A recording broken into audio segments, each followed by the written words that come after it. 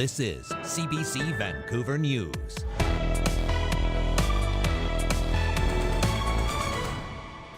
The campaigning starts in earnest as candidates hit the road, making their pitch to voters. Healthcare workers will get the respect and appreciation they deserve because they deliver healthcare to British Columbians, and that is a #1 priority for me. As a government, we are going to champion mining. We're going to make sure that the opportunity is there to be able to build these mines. It's also why we want to get rid of the carbon tax and the low carbon fuel emission standards. The promises and the politics, plus workers at several grain terminals in Metro Vancouver hit the picket lines. We didn't take this decision lightly. The farmers are our brothers. They're the people who supply us the product that we ship, we clean. The potential impact of the strike on farmers and on exports. And if you want to see the Canucks, prepare to pay up. Why tickets to see the boys are sky high. Hello, I'm Michelle Ghoussoub. Thanks for joining us. We start on the BC election campaign trail. NDP leader David Eby spent the day in Terrace touting his government's investments in hospitals, while BC Conservative leader John Rustad was in the Kootenays pitching his plan to recharge the province's mining sector. The CBC's Katie DeRosa reports from Terrace. Here at the site of the new Mills Memorial Hospital in Terrace, David Eby is trying to contrast the NDP government's investment in new hospitals with what he claims are healthcare cuts by BC Conservative leader John Rustad. It is long overdue for the people of Terrace to have a high-quality, modern hospital to provide care for them and for their families. The new hospital broke ground in 2021 and is set to open ahead of schedule this November. It will have 82 beds, a larger ER, 4 operating rooms, and a pediatric care space. The price tag has risen from just under $450 million to more than $630 million. Eby says it's one of 30 hospital projects the NDP has funded in the last 7 years. Eby was joined by Carol Leclerc, the former mayor of Terrace who ran for the BC Liberals in 2013. Both she and Eby criticized the previous BC Liberal government for failing to fund the hospital in 2010 when it was first proposed. And it was 10 years ago, almost 10 years ago, when I became mayor and took on the battle, and it was a battle, trying to get a modernized hospital, a brand new hospital for Terrace. Eby says there was also a push for a new hospital in Fort St. James, an area in John Rustad's riding of Nechako Lakes.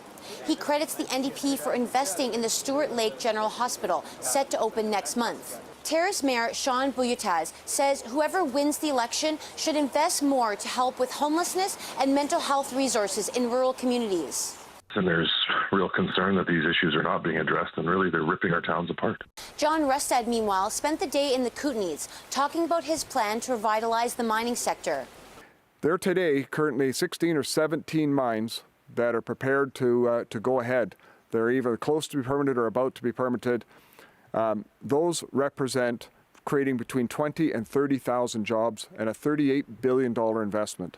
If elected, Rustad has promised to simplify mining permits, streamline regulations, and invest in rural infrastructure, which he says will create high-paying jobs and economic security for First Nation communities. As for healthcare, Rustad argues the NDP has neglected seniors. He says a BC Conservative government will boost tax credits for family caregivers, deliver 5,000 long-term care beds by the end of the decade, and cover the cost of, quote, essential vaccines, including shingles and high-dose flu shots. Katie DeRosa, CBC News, Terrace.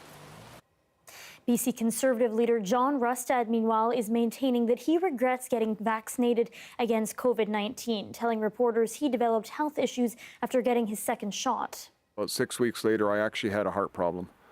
And through a process when I went in, and I actually got a third shot a number of months later, but through a process when I went in and talking to health officials about having that, the question they had for me was only one word: Moderna. And to me, that tells me that there has been some issues. And so from that perspective, I do regret getting the COVID vaccines.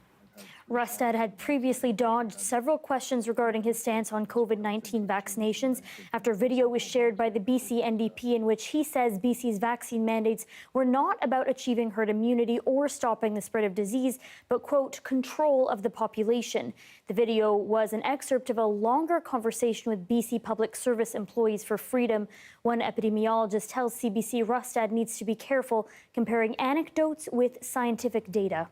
Plenty of people have heart problems without any relationship to a vaccine. So we don't know whether some individual, one person has a heart problem because of a vaccine or whether it was just after a vaccine and had nothing to do with it. Health Canada says vaccines are only approved if they meet regulatory safety requirements. The BC Green Party unveiled its policies to deal with the toxic drug crisis in this province. They include expanding safer supply programs and regulating treatment facilities. Leader Sonia Furstenau was joined by BC's former coroner and the group Mom Stop the Harm. Mira Baines reports. BC Green Party leader Sonia Furstenau says tackling the toxic drug crisis means staying above political rhetoric. Political cowardice is costing too many lives by preventing action and investments in the evidence-based policies that will save people's lives. After 8 years of a health emergency declared in BC, 6 people a day are still dying. People who are dying are loved, they have histories, they have full lives. She's proposing to expand safer supply of opioids and other drugs, including fentanyl, and a demedicalized model to reduce barriers to get them. The Greens also want standards for treatment facilities, data to be collected, and prevention programs. BC's former chief coroner supports the Greens' plan. But there are no standards for that treatment. There is no data as to what is successful. How are we going to treat our way out of this crisis without having the data to know what works? Lapointe says fears over public safety and social disorder could be alleviated with safer supply. What if we provided them with a safe supply? Maybe some of that scary behavior that we see, we wouldn't see.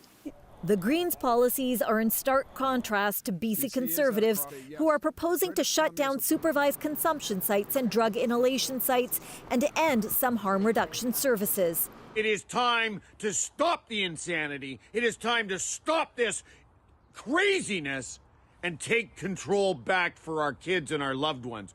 In April, David Eby rolled back decriminalization in some public spaces and recently came out with a plan to support involuntary treatment, which the Greens criticized.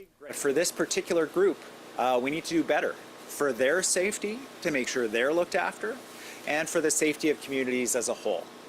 Leslie McBain lost her son to an overdose and agrees with the Greens' policy and says access to treatment is needed. Private treatment, it can cost upwards of $30,000 to $35,000 per month. A key part of the Greens' plan is making mental health treatment more available for younger people and prevention programs in schools to help stop drug use at an early age. Mira Baines, CBC News, Vancouver. Meanwhile, the Township of Langley will be working with the vision-impaired community to improve safety on municipal streets. The move comes as people highlight the mobility challenges faced by some pedestrians navigating sidewalks and crossing the street. Michelle Morton has more. See, now this curb ramp is facing directly into the traffic. It's not facing where we need to go. This is just one example of the daily challenges Amy Verwoerd and Matt Sally, along with his guide dog Grizzly, face on a daily basis.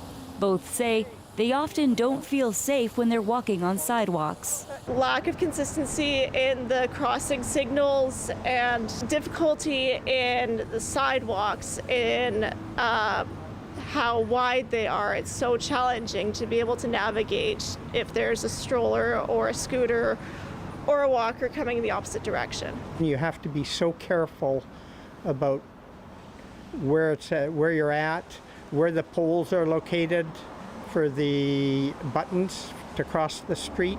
Sometimes one direction is on one pole, another direction is on another pole.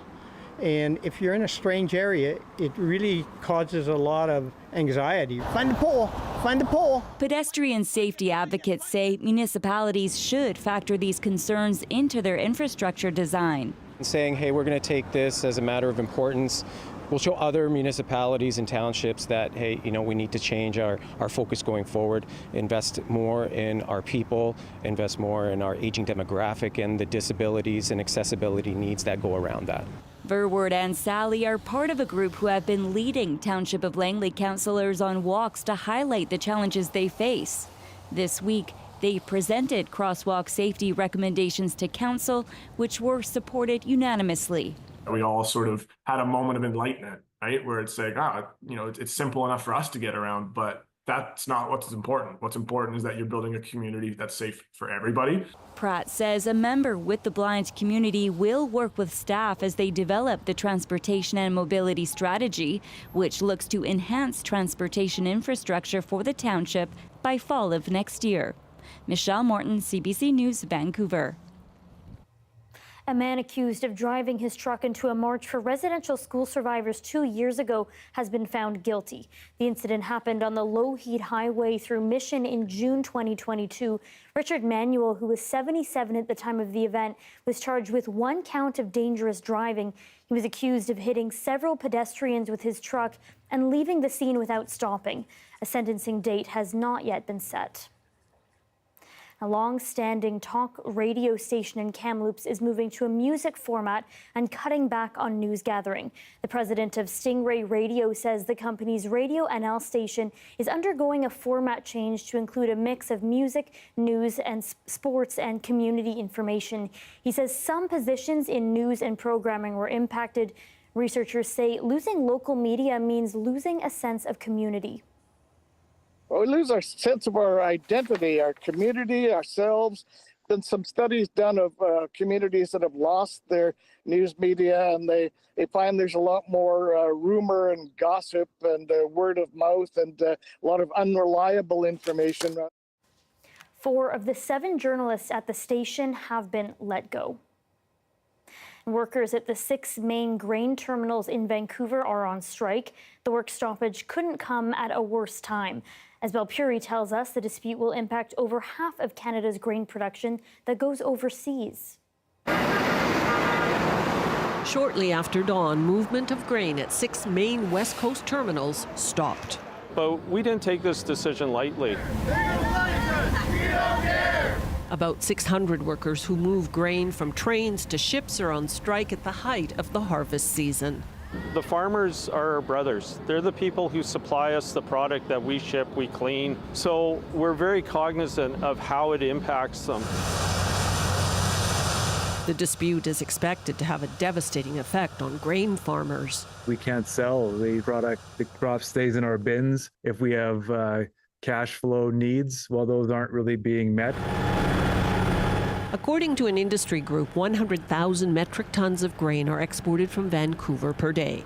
Every day the terminals are closed is a $35 million loss. We had a dual rail work stoppage about a month ago where all grain products were delayed and stopped on our rail network. Now we're following up with another work stoppage and strike. Adding to the urgency, China is considering tariffs on Canadian canola that could halt shipments. We're really trying to execute on those vessels right now to try and get them there, as many of them as possible before that decision comes down. Negotiations in this labor dispute have been on and off since November. The main sticking points are wages, pensions, and overtime averaging. The two sides have agreed to resume negotiations with federal mediators. I met with both parties in this dispute yesterday. I told them in no uncertain terms that it was time to get back to bargaining, get back to the table.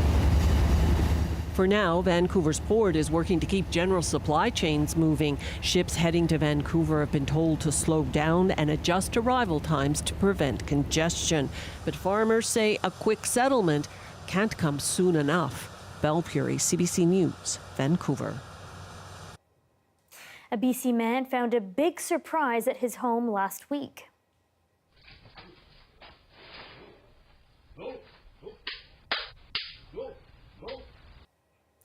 Alex Gold posted this video to Instagram, tagging it in the Coquitlam region of the Lower Mainland. Gold writes that though he's encountered bears before, he's never been as close as this. The video is being shared widely on social media. Coquitlam RCMP say police responded and helped the bear to leave the house through a side door and back into the wild. With just over 2 weeks until the Vancouver Canucks return to regular season action, some fans are sounding off, saying ticket prices have gotten too steep. After the break, we'll look at the role of dynamic pricing.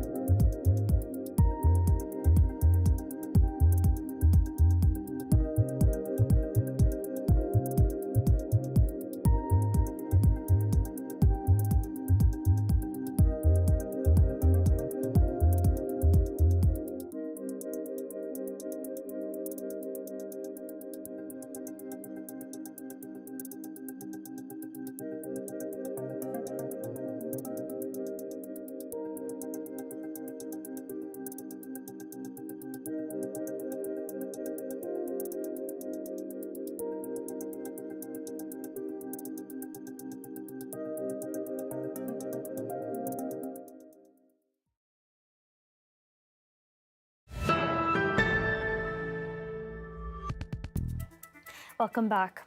Canucks fans wanting to go to a game this upcoming NHL season should be prepared to pay more for Canucks tickets. With dynamic pricing in play, ticket prices fluctuate based on how popular the game is. So games versus other popular Canadian teams, famous rivalries, or even games on the weekends are likely to be more expensive. The Canucks' success in the playoffs earlier this year is also driving up prices and demand. BC NDP leader and Premier David Eby is running for another term. But who is he and what exactly is he pitching to voters? CBC's Katie DeRosa brings us a closer look at his background, his promises, and the expectations. Iva, are you going to babysit Gwen when you're older? Yeah. Yes? Yeah, definitely. During a busy day of campaign events, BC NDP leader David Eby interrupts a water fight between 5-year-old Iva and 10-year-old Ezra as his wife Kaylee cradles their 2-month-old daughter Gwen. While his kids look to him for snacks and piggybacks, British Columbians are looking to him for answers on some of the province's biggest issues. Can they afford to buy or rent a home? Why are they spending so much on groceries and gas? And are they safe walking down the street? The public has known David Eby for the last 20 years, first with Pivot Legal and then the BC Civil Liberties Association. In 2013, he knocked then Premier Christy Clark from her seat in Vancouver Point Grey, cementing his reputation for challenging the establishment. Now he is the political establishment, fighting to extend the NDP's mandate by 4 more years. Eby says he learned long ago that ideals might drive you, but reality grounds you. I was thinking about my first day on the job at Pivot when I got a call from a housing advocate and said, "Oh, I understand you're the new housing lawyer. What are you going to do?" And I said, "Well, I'm going to shut down those slumlords." And the housing provider said, "Like, you're an idiot. You're so stupid. I can't believe you have this job." He's like, "Well, where do you think people are going to live if you shut down the slumlords, smart guy? Like, they're going to end up in the streets. So you made everybody homeless." It's really about learning and understanding that your assumptions about what should be done may be challenged. And the key is listening to the people you're supposed to be representing. Eby was selected by NDP members, not voters, to be premier. And nearly 2 years since stepping in for John Horgan, Eby will be making the case to voters that he and the NDP can make life better for them. His main political opponent, BC Conservative leader John Rustad, says time has run out and people want change after 7 years of NDP government. On Eby's first day as premier, he promised improvements that people can see, feel, and touch. Ravi Kalan, a close ally, insists Eby's policies have improved people's lives, pointing to their housing policies and crackdown on short-term rentals. For the first time in almost decades, we're seeing rents come down across British Columbia. Eby's critics say the only changes British Columbians have seen are more random attacks, open drug use, and clogged emergency rooms. Eby has also come under fire for reversing course on key issues like the carbon tax, involuntary care, and drug decriminalization. Veteran BC United MLA Shirley Bond, who has watched 4 premiers govern since she was elected in 2001, says the reversals smack of political opportunism. Now, to do that on the eve of an election call certainly does cause some skepticism in British Columbia. And do you think Ezra wants some water? Yeah. Yes. Eby says it shows he's listening to the public. I think people have the space to say, if you try something and it's not working, have the courage to pull it back and try something different. But whether enough British Columbians believe they're being heard is a question that will weigh heavy on Eby until Election Day. Katie DeRosa, CBC News, Victoria. Here's a live shot looking over the top of BC Place. Darius will have your full forecast next.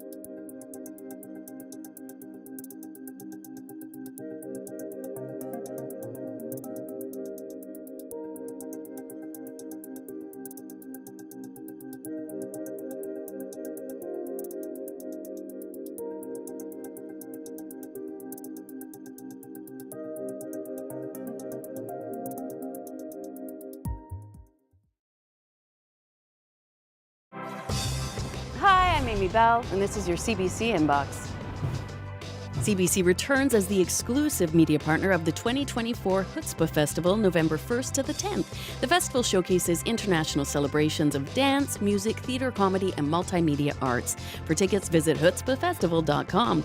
And on November 2nd, support Cystic Fibrosis Canada with CBC guest host Gloria Makarenko at the annual 65 Roses Gala. For tickets, visit 65rosesgala.com. The weather update is brought to you by Direct Buy Furnace. To cool and clean the air in your home, call Direct Buy Furnace. Installing Trane, the most reliable heating and cooling brand.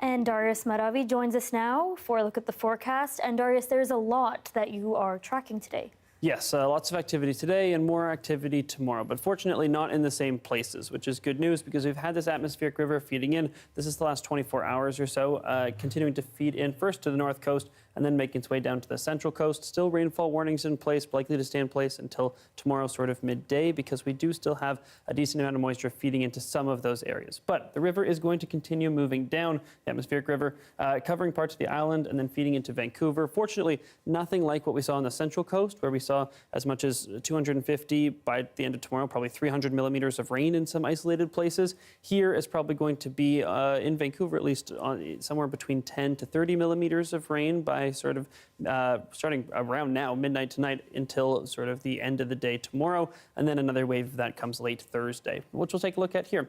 The precipitation coming down, working its way down, arriving in Vancouver, continuing into tomorrow morning. It will come in waves that maybe taper off at times throughout the day, but generally speaking, very rainy day tomorrow here in Vancouver.